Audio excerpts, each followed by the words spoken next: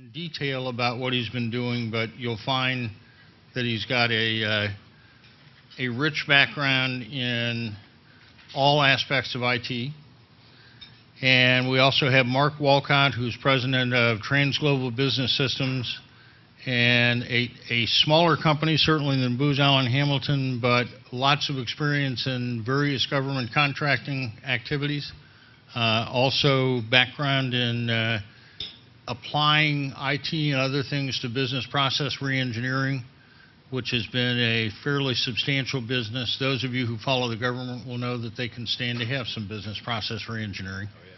So we have two of your own who are going to act as the moderators for the discussion.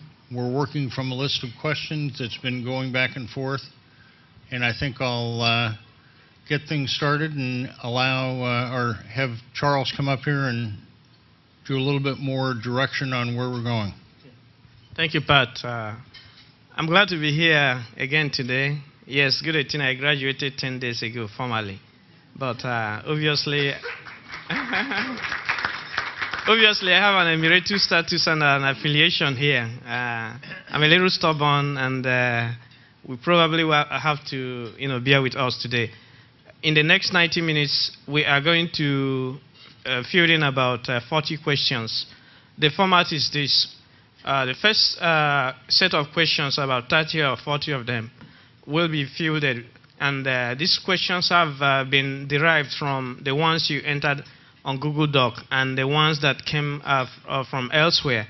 After that, we will try to leave out 30 minutes for wide open questions from the audience.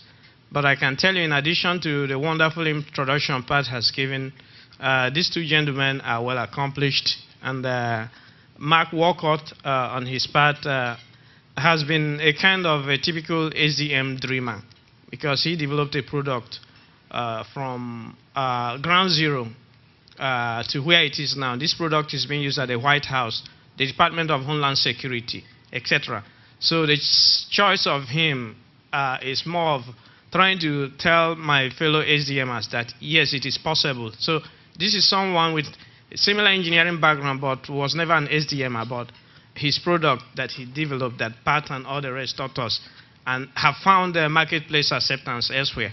Also, my friend George is a senior vice president at Booz Allen. I don't think he needs any further introduction. He's got a wealth of corporate experience, because I do believe that apart from his academic degrees, what made him a senior vice president in that prestigious organization today is his other qualities, primary of which is his ability to lead teams and direct staff. With that being said, we will now get the ball rolling. Jen, you have the first question to ask, and you'll be alternating until Khalid comes in. He is going to be my successor, so but for today, I'm going to rule over him. Please be brief in your answers. We have 90 minutes or less, and so that we can have enough time to get a little more interactive with follow-up questions. Be brief in your questions and be brief in your answers. So with that, the first question from you. Okay, so it looks like we're going to start with some of the innovation questions first, since it's common to both of them, and then we'll branch off into entrepreneurial questions for Mark, and then corporate leadership questions for George. So hopefully we'll start off a little early, or a little easy for you, Mark. What were the toughest challenges you faced in your career, and how did you overcome them? Well, thanks a lot, Mark Walcott. Thanks, Charles, for the wonderful introduction. I'm privileged to be here. And everything I say after now, take it in the context of Mark's perspective. I believe perspectives are important, and I'm happy to share my experience with you. Major challenges. I'm going to take it from a small company perspective. From our perspective, capacity has always been a challenge. So we've had to be very creative in terms of the steps that we take first to generate capital so we can bring our dream to fruition. Capital and capacity has always been a challenge. The secondary challenge would be, how do you balance private with personal life. That's important simply because as you enter the realm of entrepreneurship, while you try to compartmentalize, it's extremely important that your personal life will have or will be tremendously impacted by the choices you make as an entrepreneur. Okay, thank you. George, kind of along the same area, innovation. What are some of the important values leaders have to inspire innovation? Are there any past examples that you can give an example of? Sure, Neil. I want to say I'm very pleased to be here, and thank you, Charles and Pat, for the invitation. It's great to come up to this prestigious institution and interact with some of America's brightest. And with regard to innovation, how do you inspire innovation? Well, I think you inspire innovation as a leader by helping people achieve a vision. What do they want to accomplish? How to set goals to make those accomplishments are very fundamental and very important. And giving people the courage to have a vision, I think, is also very important. Helping them to realize that stepping out of their comfort zone to make a bold statement about where they want to be or what they want to accomplish or what they want to innovate around is very important. And so as a leader, that's something that I take a lot of interest in helping young, aspiring innovators and entrepreneurs to get to. Thanks. So we'll have another innovation question for you, Mark. In your experience, what has done the most to slow down or stop innovation, prevent it from happening in your organization, or to kind of make it difficult to get there? From my perspective, the thing that challenged our innovation capacity the most was the ability to recognize and hire human resources, human talent. I believe, I'm a firm believer that your success is closely tied to your human resource support. It's always and your success is always resides within the people that support you. Secondarily speaking, there are times, especially at this current time, technology is available to lend similar levels of support, but acquisition of that technology also. And I'll continue to say, from my perspective, capacity is something you need to take a serious look at as you engage. So access to the capitalization of acquiring the right human resource and the right technology, streamlining those two things along with your interests, is something that becomes extremely important. If you don't have, if you can't engage those types of resources very quickly, it will slow down innovation, regardless of how inspiring the ideas and concepts you have might be. George, it looks like you had some agreement there, especially from the corporate point of view. Oh, yeah, I echo what Mark was saying. I have the same perspective on your human capital being the most important thing. People are our most important resource in a company that we're a professional services company, and that's certainly true in a professional services company. It's very much true in a product company as well. You need to recognize your talent. You need to be able to take care of that talent. You want to retain that talent. You want to train the talent and give them a path forward. And, I very much agree with what Mark said in that regard. Is there anything different, you think, that might be for your point of view? Well, relative, so Booz Allen is 23,000 people, and that sounds like a lot. It's not really compared to Ernst & Young, which I think has over 300,000 people. Very different business. They're truly global and into different kinds of professional services. But scale is very important, and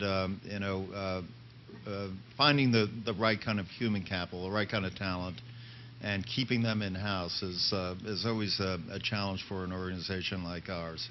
So we want to strive to make our company the place that people want to work in. So, we've over the last few years have gotten some accolades that testify that it is a good place to work. It's in the top 5 of the best places for working mothers to work, for instance, and a lot of other accolades like that that say people want to come there, want to stay there, and I'm amazed as a guy that has been in a lot of different companies how many lifers there are in Booz Allen, right? People that came there out of school and they just fell in love with the place. So that's something that you want to achieve in any enterprise, in any kind of business. Those elements of the culture, sometimes they're very intangible, sometimes they are tangible, things that want people to want to stay there and spend their career there. Thanks. Oh, there we go. Released already. Pass the mic off, Khalid. Here we Yeah, I go. apologize for the delays. Oh, I that's went right. across campus or at the other end.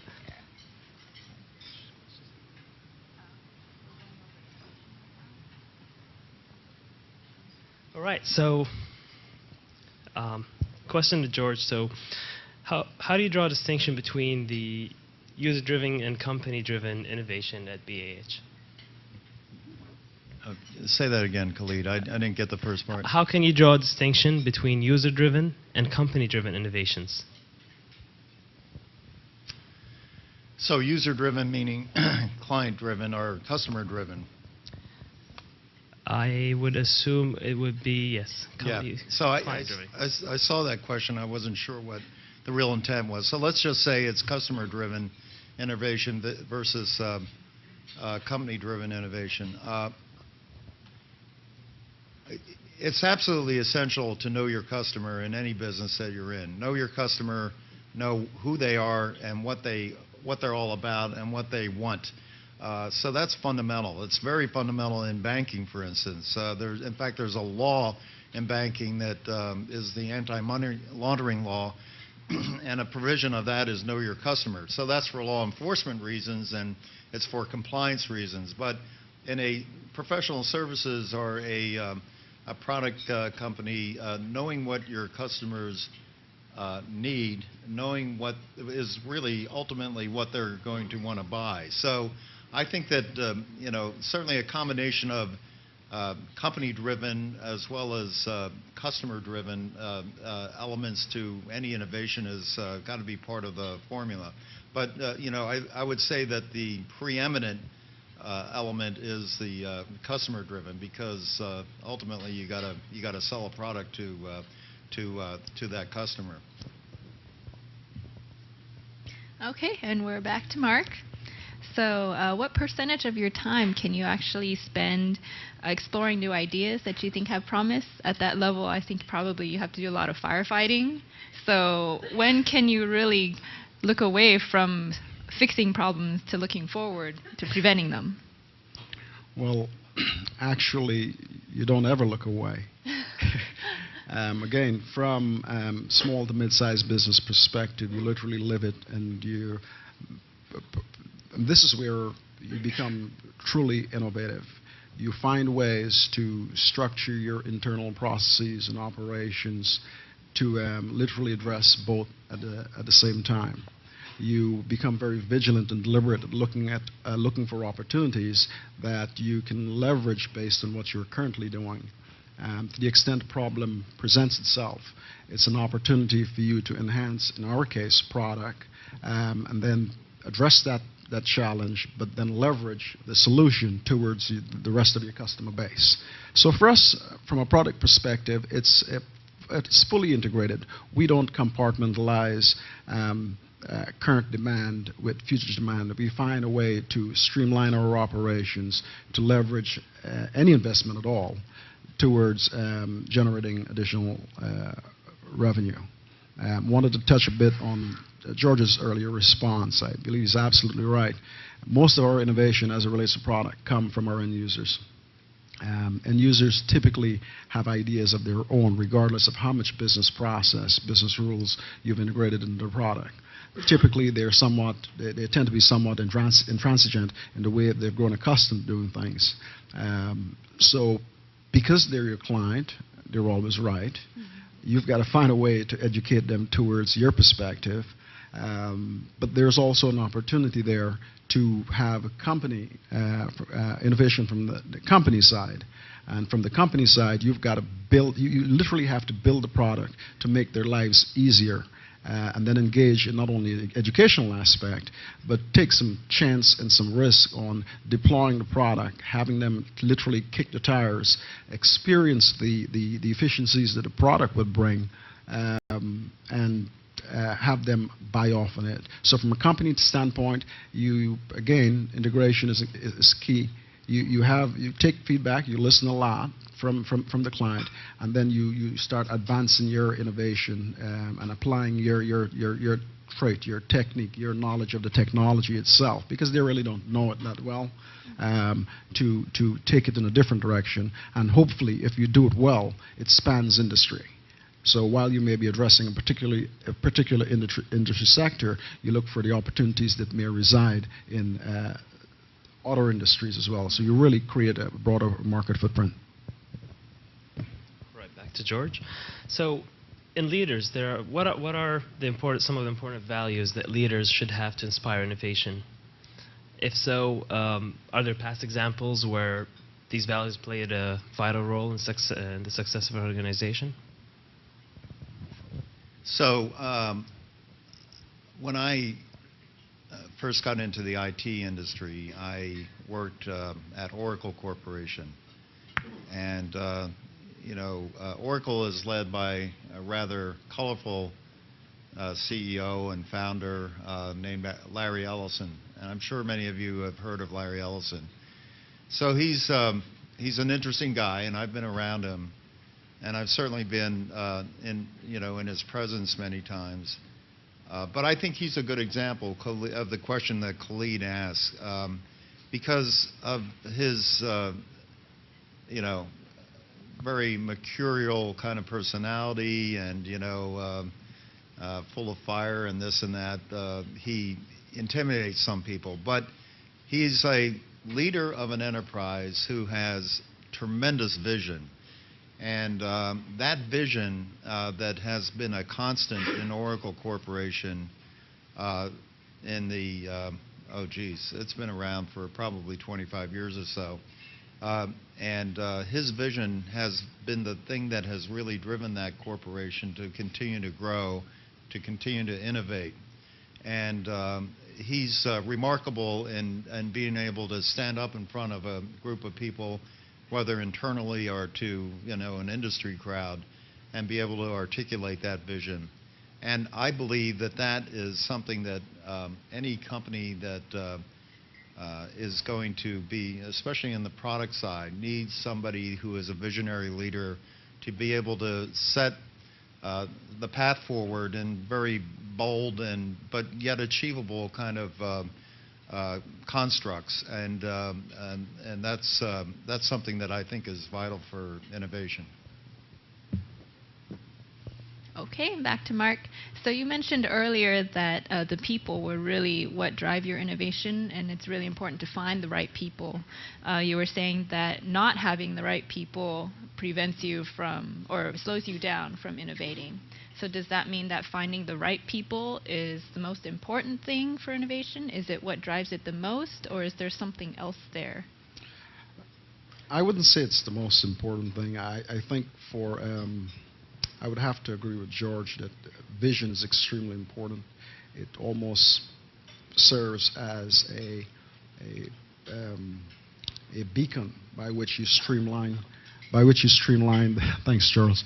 By which you streamline the rest of your operations. But people are definitely important, and it hasn't prevented us from being innovative. It has informed us that when we identify the right people, we need to be very deliberate at maintaining them, keeping them happy, encouraging them to be part of the vision, making them vested in a variety of different ways so that they will remain with you, provide that business continuity in spite of things that may appear to be more attractive on the other side. So a lot of it is in terms of strategy, is how do you have this attractive, compelling compensation arrangement that can remain sustainable.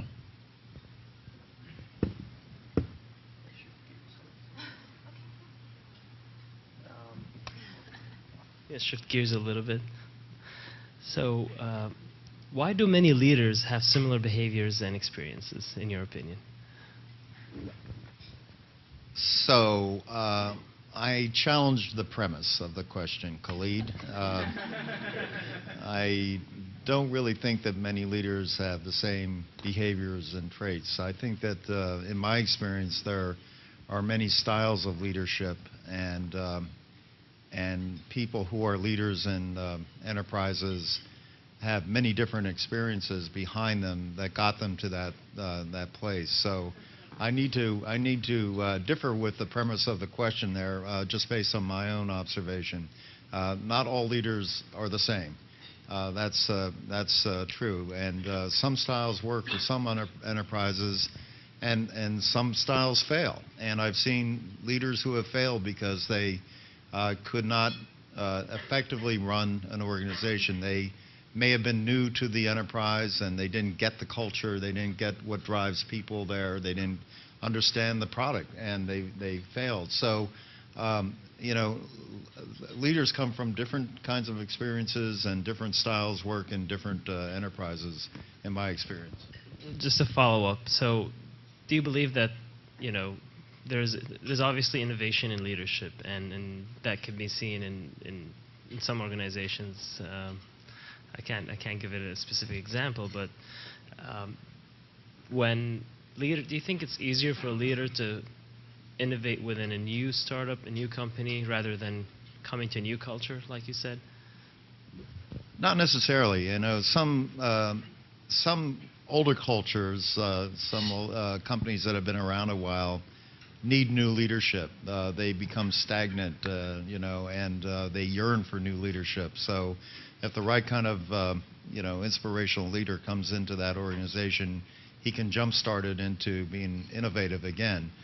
So I've definitely seen that happen. I think we ought to have Mark comment on the startup nature of leadership, and why it's important to be an innovative leader there. I think he would be more credible commenting on that. Sure. Thank you, George.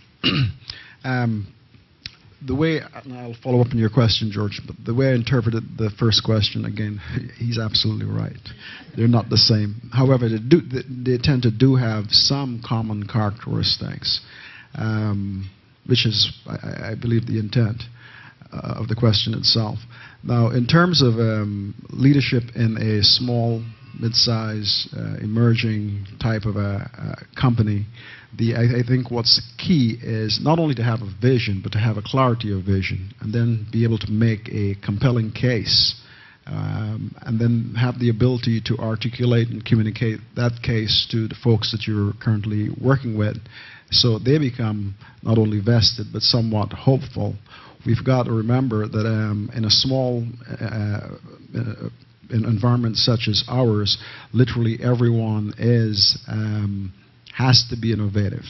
We have shared responsibilities, even though we have unified goals. Again, this is where capacity has a bearing on the operations of a less resourced company.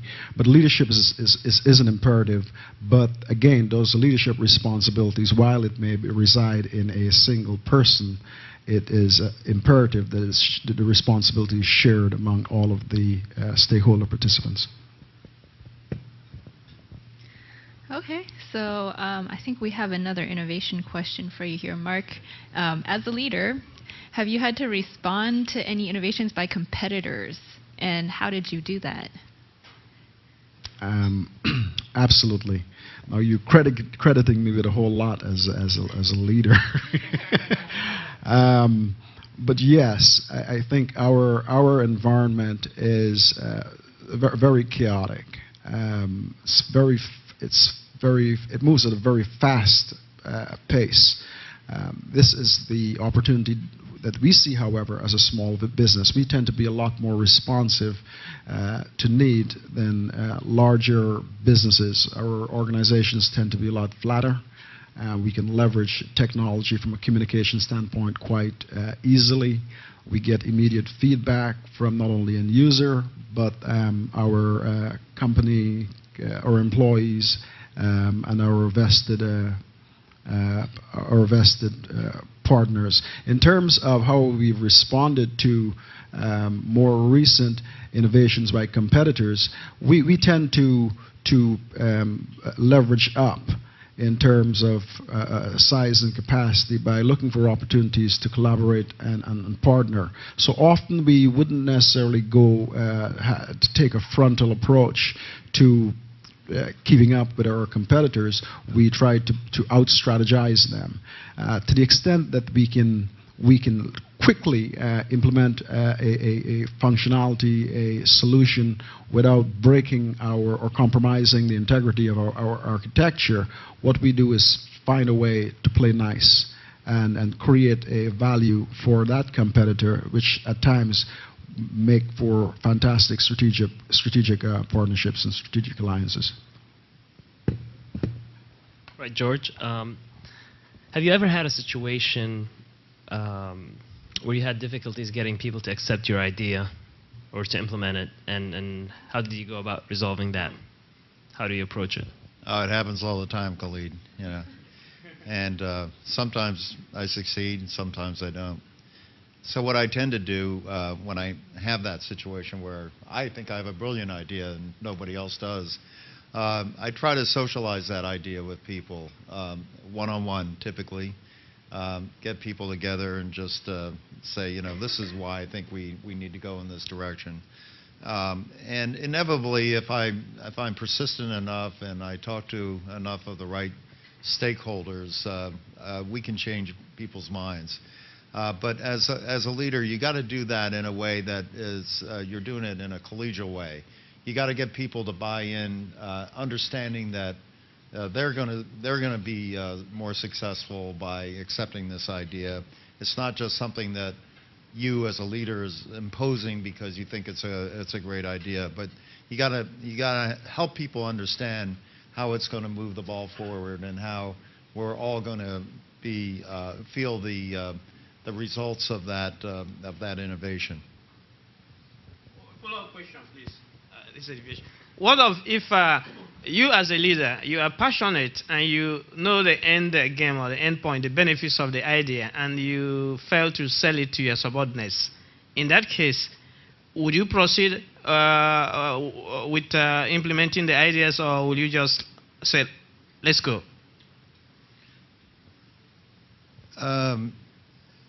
That's a tough one, Charles. I've done both. It's hard to not get buy-in from the people that you're going to rely upon to implement an idea. It's hard to impose an idea on people that don't understand why you want to make that change. So more often than not, I'll find something else that will help us move the ball forward. But I would be very reluctant to impose a change that people don't understand and therefore don't accept, because that kind of change will invariably not have a great chance of succeeding. Okay, so I think actually this question probably applies to both of you, perhaps more to George than to Mark.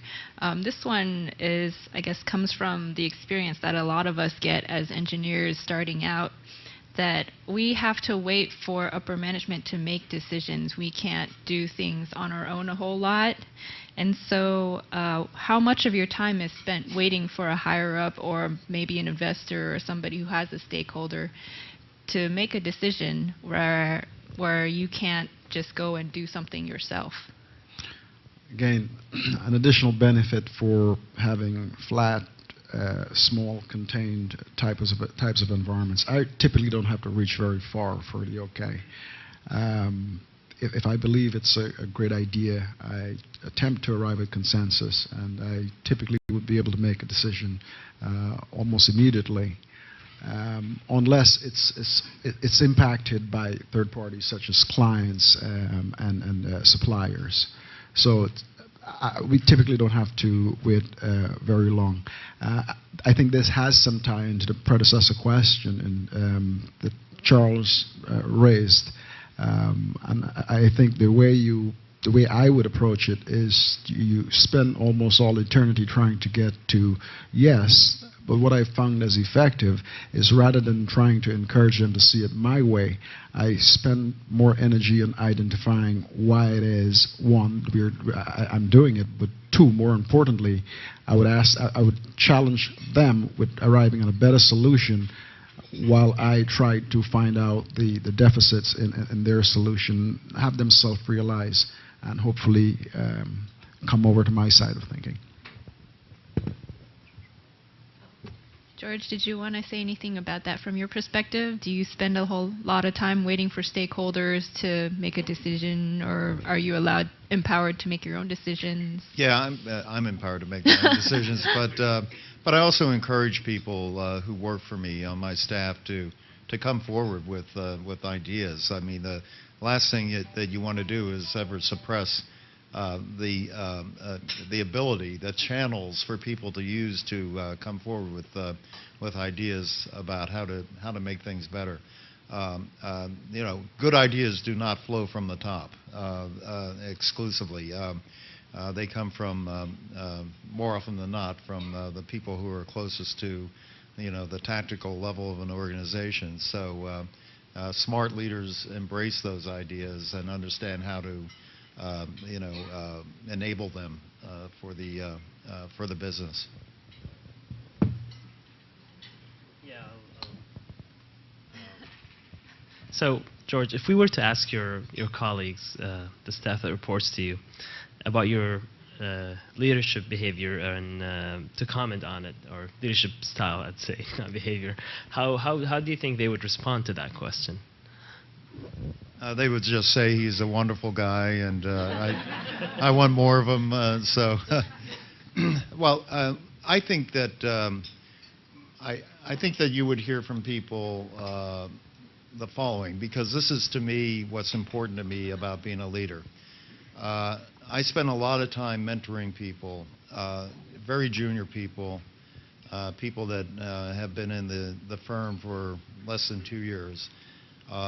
I listen to them, and so I think a very important element of leadership is the ability to listen, and not to be speaking all the time, but to be to hear what's going on in somebody's mind, to hear what they're yearning for, and to help them to get there.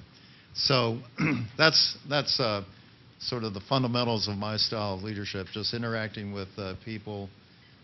And helping them to have their own vision, and that's probably what you would hear, I hope, about my style of leadership. So you said you listen to these people who've been in the company for 1 or 2 years.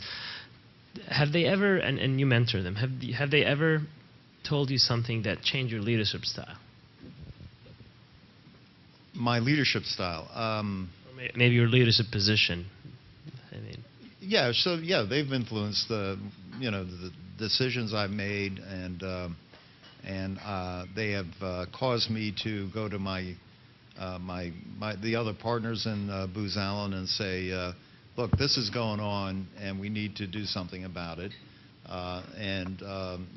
Very often I hear about things through those mentoring relationships that you wouldn't hear about otherwise. So it's a way of having a sensor grid out there throughout the corporation that you use both for the individual that you're mentoring's advantage, as well as for the health of the firm. And so it has caused me to do things differently because of what I've heard, and it has caused us to roll out different programs or different policies because of the things that I hear, or some of my partners might have heard through similar engagements. Mark, do you have a response to that question? How would your colleagues comment on your decision and leadership style? Interesting you should ask. Again, I agree with everything George just said. I think I'm challenged quite often by the folks that work for me in terms of leadership style. And like George, I listen quite carefully because most of the people that work with us are probably a lot smarter than I am. What I've found, though, is that when there is a departure or when there's a disagreement in terms of my style of leadership, it stems more from my philosophical perspective as opposed to the logical or rational solution to a problem. And I think that has bearing on my world paradigm. I may have a broader outlook in terms of how what we do impact community and people and relationships. And often the folks that work with us tend to be quite direct and laser focused on achieving their objective. So sometimes they disagree with some of the decisions I arrive at, and I'm forced to explain all of the other aspects that went into some of my choices. Okay, so once upon a time, you both were probably inexperienced or less experienced, just like many other people who start out after college. Was there a mentor, someone that you really looked up to that taught you a whole lot? And if so, could you maybe describe him or her to us? What were the qualities that you really appreciated, and what were the sort of the key messages that you really took away from your mentor that have helped you a whole lot in your career and in your current positions? For me, my parents continue to be the greatest influence in my life, and it is translated into the way I approach business as well. Because they focus so much on human value, which has become really important in terms of leadership, innovation, whether or not you're an entrepreneur or an intrapreneur. Integrity is essential. Again, it speaks to sustainability. How do you convince someone to see the world your way and then continue to have service and build a relationship with you? So throughout my life, I've had either organizations or persons who stress the importance of integrity and the value of communication. I believe the way you conduct your life in terms of the alignment of thought, word, and deed, folks, they get it. Even though they may not respond to the interaction, they have their own antenna by which they pick up the integrity of what it is you're trying to communicate or ask them to do. But I've had those types of folks simply because of my environments who have always promoted more of an attitude towards doing not just business, but everything else, of which integrity seemed to be the common denominator. Yeah, I think that's well said by Mark. So when I was young and I was looking to leadership models that I would aspire to, it's interesting, you know, there's different kinds of authorities, right? There's positional authority, which too many leaders, you know, rest upon their positional authority. And sometimes that's effective, but many times it's not, if that's all you're relying upon is your positional authority. The most powerful kind of authority is moral authority. And it's somebody who is a leader in an enterprise who embodies the kind of core values that Mark was talking about.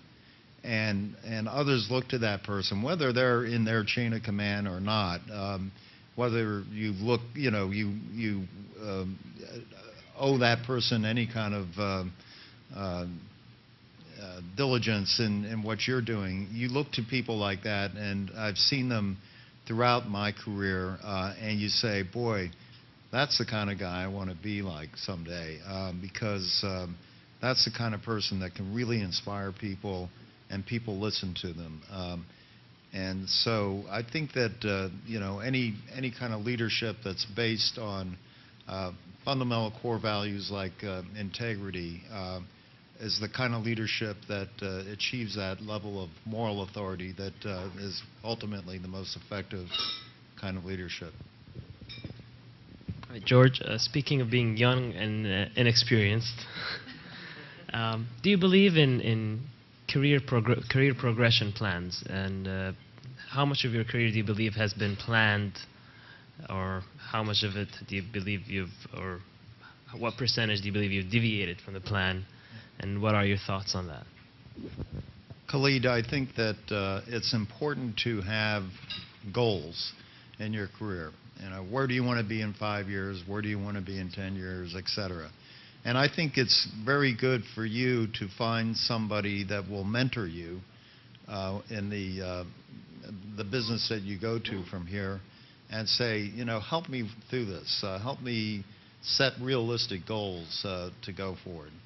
I think having those kind of goals are very important, but it's also as important, and you alluded to this in your question, not to be rigidly locked into achieving those goals, because inevitably there are opportunistic things that will come along that you often want to go after, something that you may not have foreseen as an opportunity for you, and it's often wise to take that opportunity. I feel that whenever you are complacent in the position that you're in, it's time to leave that position. And certainly if an opportunity comes along and it may be a risk to you to take that opportunity, you should take it, because that's how you're going to grow in your career. Mark, I think this is pretty relevant to you too. We did have a question come in for you regarding entrepreneurship that's very related to that. So entrepreneurship itself is very risky. It's taking an opportunity that might or might not turn out well. And for you, was this something that was planned for you, or was this something that just came up and you had to go out and get it? You had to leave maybe a safe nest of, I don't know, a more stable job or income source to go after something that might or might not turn out well. And how was the decision for you, and can you give any advice to people who are also in that boat? In my case, the opportunity that I had at the time, or the place that I was working, I felt like I had outgrown it. I felt like I had learned not as much as I can, but I had learned quite a bit about the operations of the business, and felt that given, again, my life's, what I had envisioned for my life, and I'm pretty clear on that, the only way to accomplish it was to step out on my own. I wanted to get someplace very quickly so that I can speak my truths on my terms. And I didn't think I had the opportunity to do so while I was working as an employee for another company. So part of it was convenience. In terms of the risks associated with that decision, I think I was risking more by literally, in my case, I felt like I was dying slowly in terms of, or losing the opportunity for that self-expression gradually. So I embraced, when the opportunity presented itself, I embraced that opportunity. And I've always been somewhat of a risk taker. I like excitement, and going off my own literally felt like I was opening a new door to an experience that, even though it was indefinite and unclear, brought with it some of the things I was looking for, and there was much more of an upside to it, rather than spending the however much longer I had in terms of life gradually, incrementally executing someone else's ideas. Okay, and I guess related to that, it's not only risky for yourself, but it's also risky for young families for someone to go into entrepreneurship. So for people here who might have young children or a spouse they need to support, what can they do if they want to step out and try something new? I think the first of all, leverage and utilize as much as you've already learned within within your life or within your current job. I see it as, like everything else, as planning and becoming prepared, understanding the reality of entrepreneurship, extract as much as you can from your current situation. But once you feel like you've done that, then the next step is to literally, you've got to take that leap of faith. If a lot of the insecurity that you speak to comes from being unsure as to how you're going to sustain your current reality, and some adjustments would definitely have to be made given where you are from a financial perspective or an economic perspective. In my case, I wasn't that far along, so it wasn't a big step in that particular instance. But at some point in time, you get to the point where you have to make a decision, and it depends on how strongly you feel about taking that next step, and how much you don't like the current situation. You do it in a sensible, calculated kind of a way. I wouldn't recommend being irresponsible about it, but it's never an easy decision to step away from security. But if that's what you really want, and what's also very key to being an entrepreneur is, I believe, is knowing yourself and knowing your circumstances, and then being very responsible with that decision. George, someone asked a question saying, are leaders born or made? Do you ever look at a young person and say, he's going to be a great leader one day? I do, and I think that leaders are born and made. I don't think that being a truly effective leader is possible without having experienced to lead. But people who have certain attributes that they bring into a leadership situation with them that make them a more effective leader. So some people are put in leadership positions that fail because they just don't have the basics to be able to be an effective leader. That may be something as fundamental as being able to communicate with people. I mean, you can't be a good leader without the ability to communicate clearly, lay out the objectives of the enterprise or the business. That's so vital. And there are some people that have attempted leadership who weren't good communicators, and they're just not successful communicators. So I think that in the context of the born part of it is something that you bring to the party with you, to make you that and many other attributes. But they are made. Leaders are made through experience. So you're not an out-of-the-box leader just because you have a lot of the basics. You really have to learn how to be an effective leader through experience. Mark, do you have anything to add to that from your perspective? I agree with George again. From a quality standpoint, or quality of leadership, I mean, I believe leadership, in my opinion, comes from an amalgamation of different influences. You've got smart people who are not necessarily great leaders. And you've got great leaders who have great leadership skill sets that don't necessarily do the right thing. So I guess what we're talking about is a good leader. And a good leader essentially has the community's interests at heart. They have a very clear, compelling message, and they also represent hope for their constituency or stakeholders.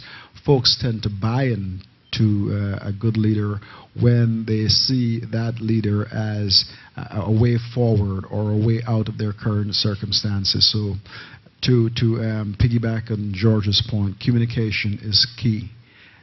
You may have a wonderful idea in your head, but until you are able to ship that idea from your mind to the community of interest, then that's exactly where it will stay. So to really arrive at good leadership, I think, is to kind of live it,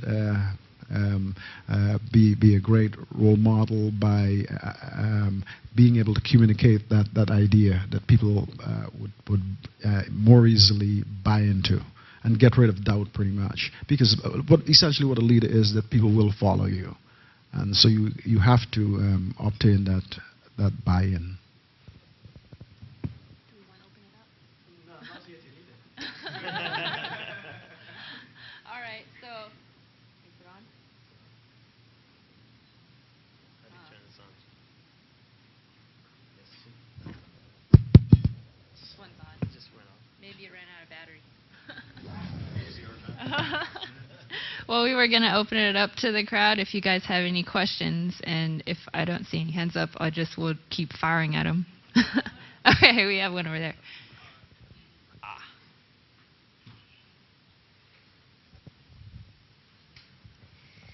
Thank you.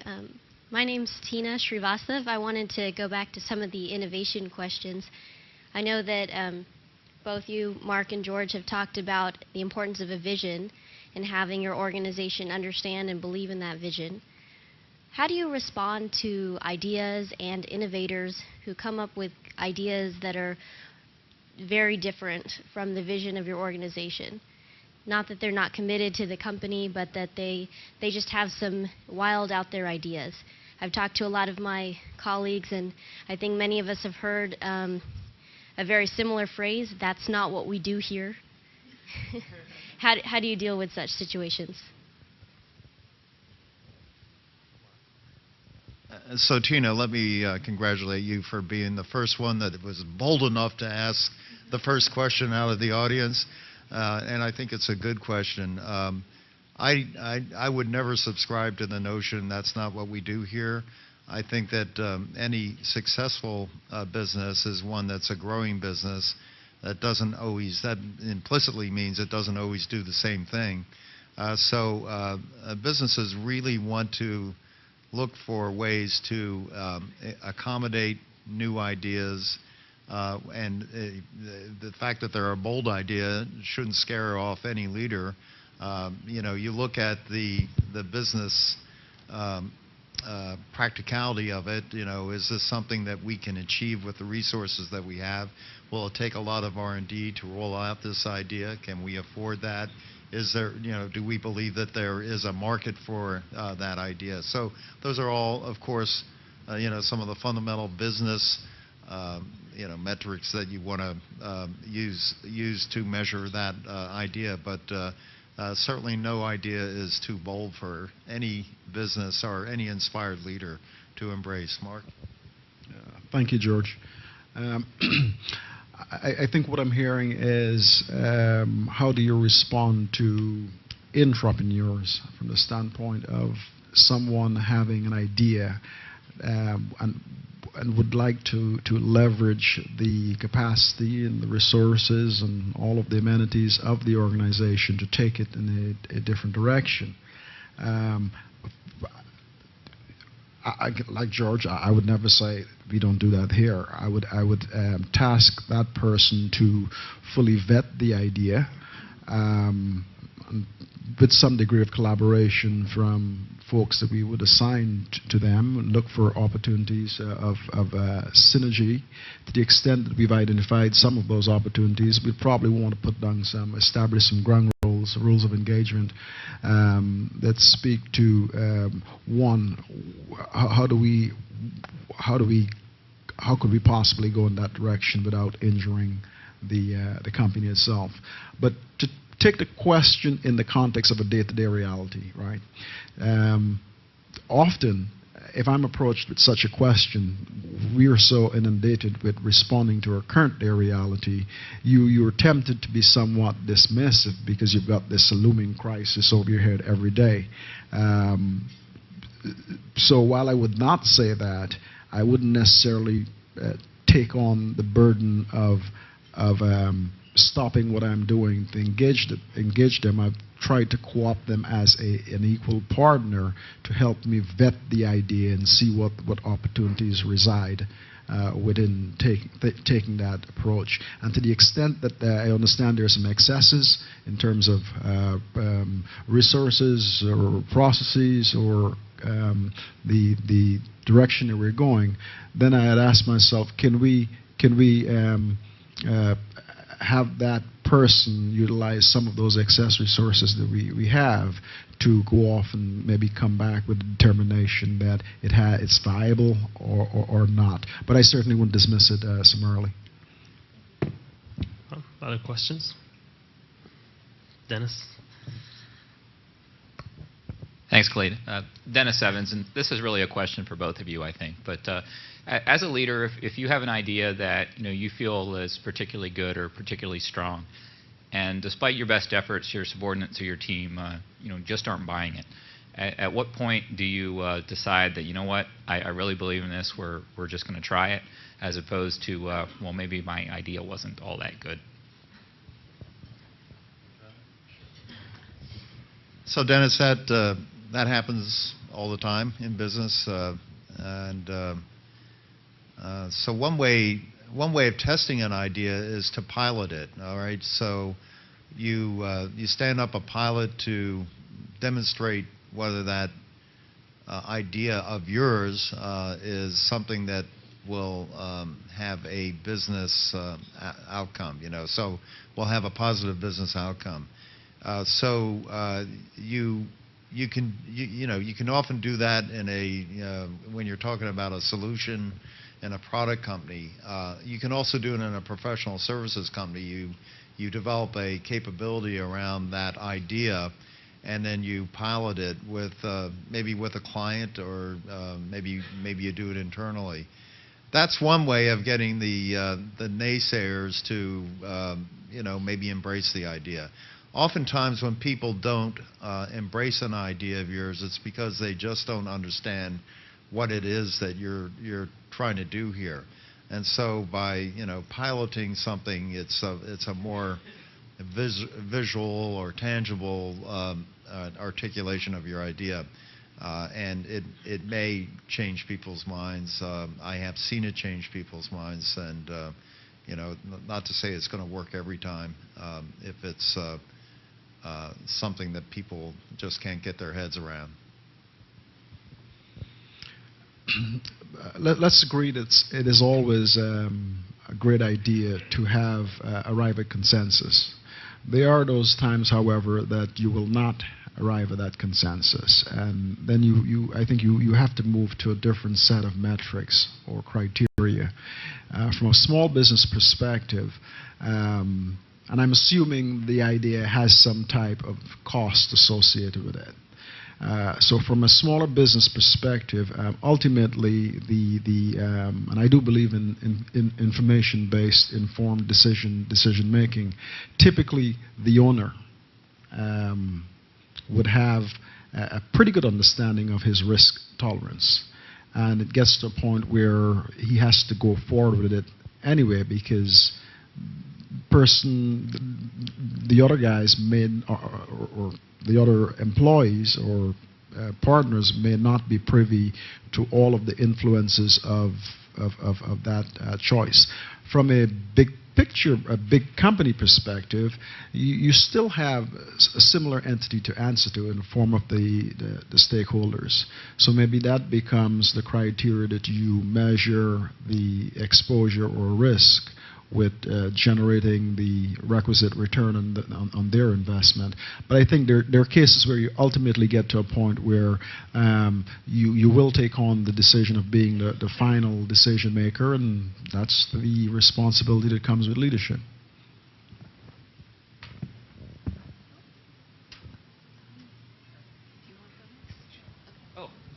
there anyone else? Here, I'll pass it back, and I'll come back.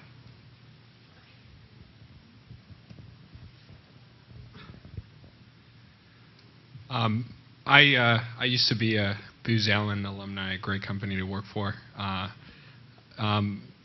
of the questions that I had a mentor and a professor that once told me, he's like, Donnie, ideas are a dime a dozen, but when you're on to execution, you're talking about something interesting. And I guess the question for both of you is, how do you support execution in an organization? And usually when I've asked that question in the past, I usually get, we allocate resources, we put in money, but what sort of other mechanisms can you implement in an organization to really make sure that you can execute on these ideas?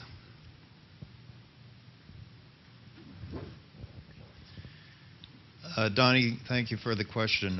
It's when you say execute on an idea, you don't mean execute on a service that you're delivering to a client. What do you mean? A new innovation in the company? Is that what you're talking about? Yeah, I mean a new product, service, or just something that's delivered to the client, whether you're in the services industry or you're generating a new product that starts from a concept and delivery into the market. So what I've seen work is that you have, let's say on the product side, you have product teams that oversee the development of that product and the piloting of that product and the beta testing of the pilot, et cetera. And that product team will work closely with marketing to roll that product out to the market with the appropriate messaging, and then they'll get with the sales force to make sure the sales force is informed about the functionality of the product so that they can go out and sell it in the marketplace. So on the product side, that's how I see execution happens. The execution is successful if that capability is constantly reviewed, and when it is being implemented on the client side, that there's the appropriate level of leadership involved in that implementation, and we have program management reviews periodically to ensure that that is being implemented on schedule, under budget, and that there's satisfaction from the client. That's part of the feedback loop.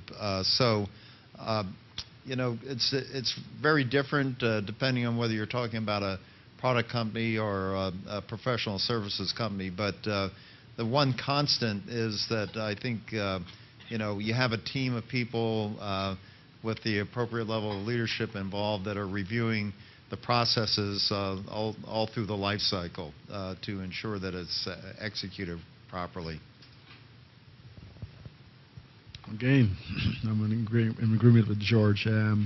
Depending on the maturity level of the organization, one would hope that you have pre-established processes, and that you cannot underemphasize or overemphasize the importance of adhering to that discipline. So you almost have this turnkey process in place with which you would execute, regardless of whether the idea came from one person or the other. It has to satisfy the minimum requirement for getting it from the idea stage to the point of execution. Based on my experience, let me speak more to what's a critical factor as it relates to project success or bringing an idea to fruition. And I'm not quite sure how deep or wide you meant to go with the stakeholders availing you with resources, but I think because I see resources in a very broad term, but what's always except always critical and critically tied to the success of any initiative is executive sponsorship and having the willingness to assign a project champion, someone who will track and support and educate and train and satisfy the requirements once it's been vetted and established, satisfy that the requirements of the project to ensure the highest probability of a successful outcome. So I see as critical, and this is what I say to my clients, if we're going to be serious about a project or a broad-scale deployment of an application or a program, that the first step in demonstrating your commitment is to assign someone with the right level of authority to commit and communicate to all of the stakeholders that that you will not tolerate failure.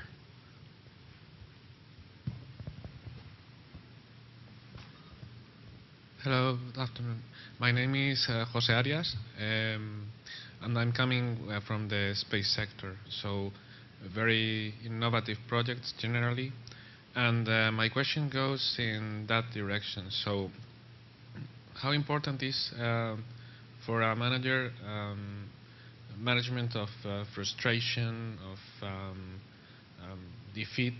Because I mean, I'm used to see plannings of 1 year, 2 years, then they turn out to be executed in 4 years, 5 years maybe, and for the people who are on the top, it's generally very frustrating to see that okay, you try, you have an error, etc.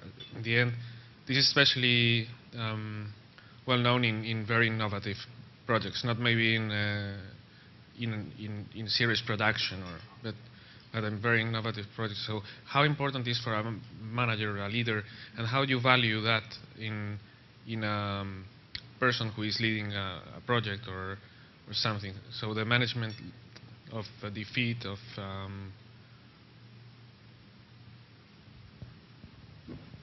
So, Jose, you do come from the space industry is a special place in terms of the complexity of the projects, the long-term nature of the projects, and there are a lot of failures there. You touched on two concepts in your question, and I want to talk about them. You talked about management and leadership, and you use them interchangeably. What I liked about the way this program was set up was the focus was really on leadership. Why is it different? Why is it important to distinguish between management and leadership? I think it's very critical to understand this. You know, a mentor of mine many years ago told me that managers manage things, leaders lead people. It's very important to keep those concepts clear. Leaders are also managers, but because they have to manage the business, they have to manage the financials, they have to manage the performance. But you don't achieve success in an organization without being an effective leader in leading people to achieve those ends. So I'm not sure I got all of your question there, Jose, but I think I understand enough to know that even in the space industry where you're dealing with very complex systems that take a long time to roll out, and you're only developing one or two of them. You're not developing a massive product line that's going to go to many people. Failure is very visible in that industry, and it happens all the time. So a leader, I think, needs to be able to help his people understand that despite the challenges of that environment, that this organization will succeed and make its way through the inevitable failures that you're going to come across along the way. And at the same time, that leader is managing the business. So he's managing the budget and managing the expectations of the clients. Very, very important part of that. But if you understand what I'm talking about, the distinction between being a manager and a leader, I think in this case in particular, is very important, as it is in most business situations. Thank you. I'll follow up on my earlier response. The novelty projects that you're speaking to have, I think, as part of the design of the project, a tolerance for failure. It's almost it's not expected, but the reality is you will experience some degree of progressive elaboration because of changes and adjustments that would, because you're delving into at times things that are not quite definite. In terms of the systems that we typically deal with, mission-critical systems, where there is a pretty clear understanding of scope, there are pretty clear understanding of what's doable or not. When I speak to the project sponsor addressing the intolerance for failure, I speak to the intolerance as it relates to individuals themselves. Because of their personal preferences, undermining or deliberately or unknowingly undermining the outcome of the project. But in terms of the projects that you're speaking to, I think you almost have to build some degree of tolerance into those types of projects, and one ought not to be penalized for taking a chance or taking a leap on venturing into a space that where the outcome is not quite definite. So I hope that clarified my earlier response. Hello, my name is Basil Sultan. I have a question. What skills do you look for when you hire a new leader? So when you hire a new leader, and we do that, we look for what kind of leadership experience that person has had. We also do a due diligence on people that we bring in at a senior level that we don't do with junior people. And part of the due diligence is to try to discover how effective a leader that person was at the business that he or she was at before they came to you. What skills? Well, you know, in a business, you want to look for how they have grown a business in the past, how in the professional services world, how they've been able to grow and attract new talent in that professional services environment. That's something that I look for in a leader that I'm hiring to Booz Allen.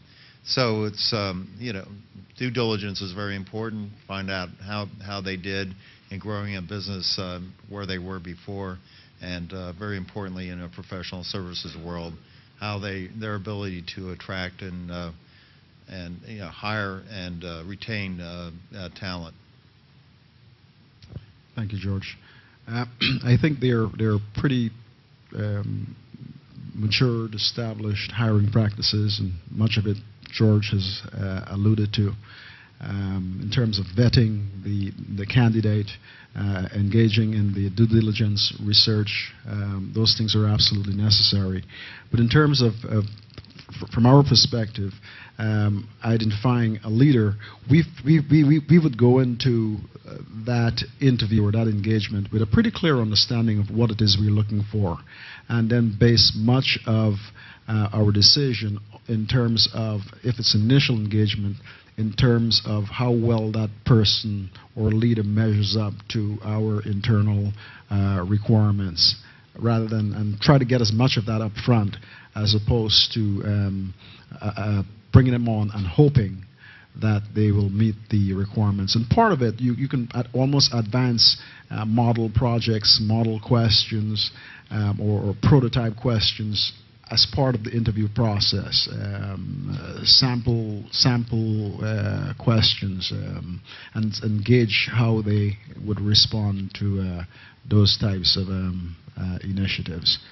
So a large part of it, I think, is looking back into that person's, you probably see much of this in the resume as well, how much leadership responsibility they've had in the past and the nature of their types of accomplishments. But then again, you get some surprises, you get some diamonds in the rough that you may hire, and then as a result of having the experience becomes somewhat transformative and they become leaders. As a matter of fact, I think there's a school of thought that says that the best place to make leaders is in the actual working environment. Yeah, I'm interested in hearing personal work-related stories. So sometimes when the discussion stays in abstract realms such as leadership style, the meaning is lost in the way. So maybe you can share a story about perhaps getting the first big client, getting funding, or maybe show some scars from corporate boardroom meetings. I know it's not easy, so maybe just one of you. Yeah, so let's talk about the positive nature of those kind of experiences. What's your name again? It's Avi. Avi? Yeah, thank you for the question. I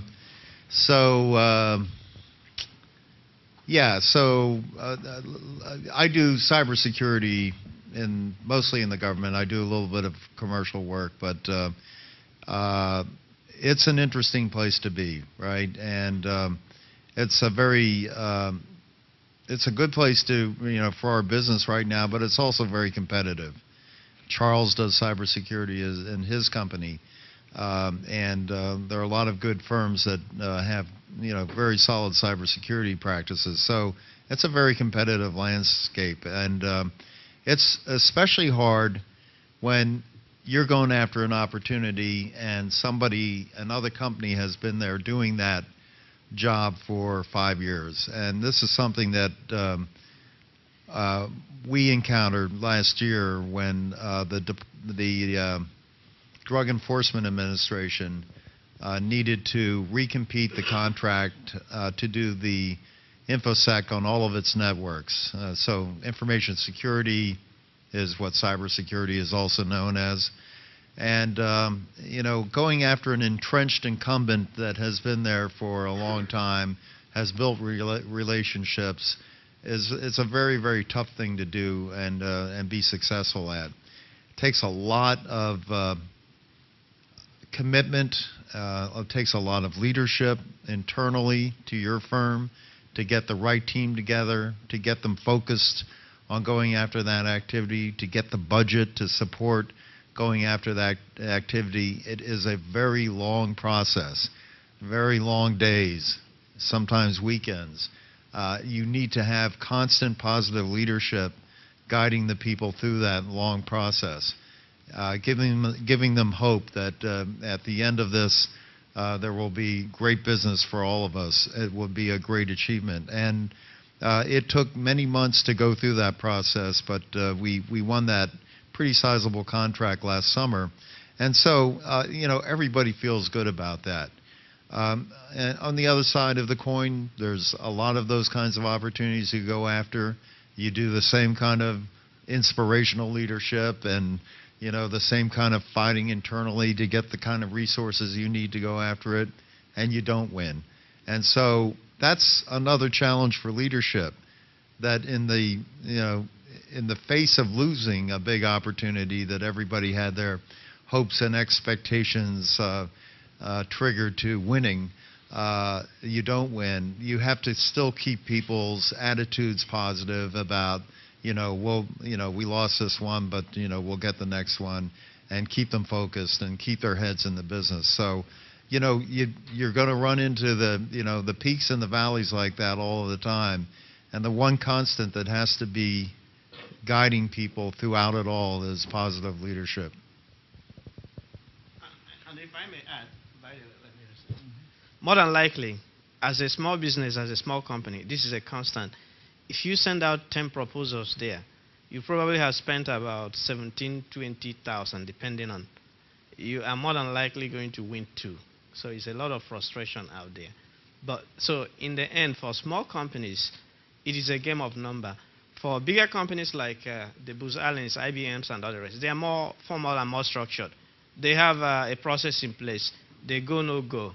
In which case, they've considered all sorts of things like incubancy. Have they built the relationships there and all the rest? So I can tell you, for example, in my company last year, we sent 30 proposals. We won 6 of them.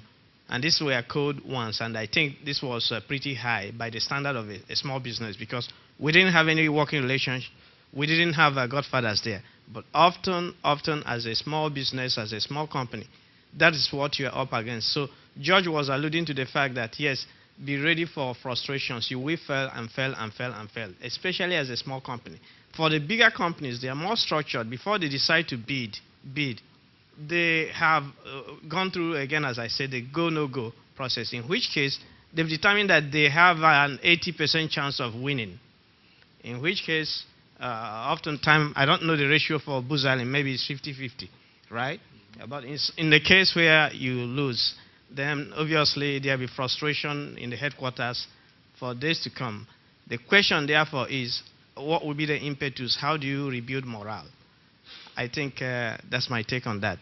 But at this point, I think we probably have to say thank you. Thank you, Charles. I guess, first of all, please join me in thanking all of our guests who participated in this.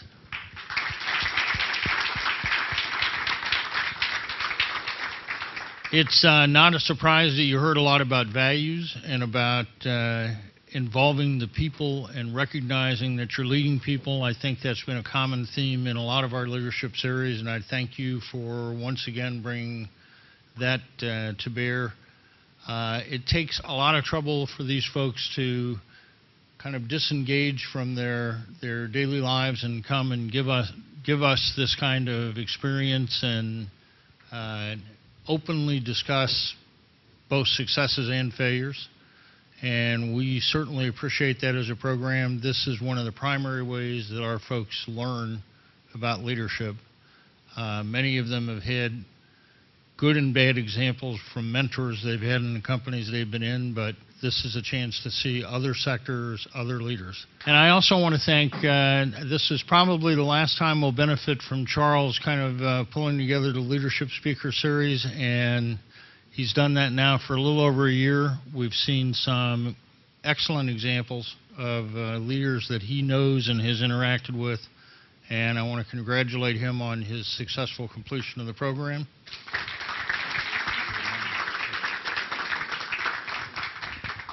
And I know there are folks who will step up and take his place. I know the IRC is working on that right now, but thank you once again, Mark and George, and we will keep in touch with you and have an opportunity, hopefully, to send you some really good graduates to work for you. So.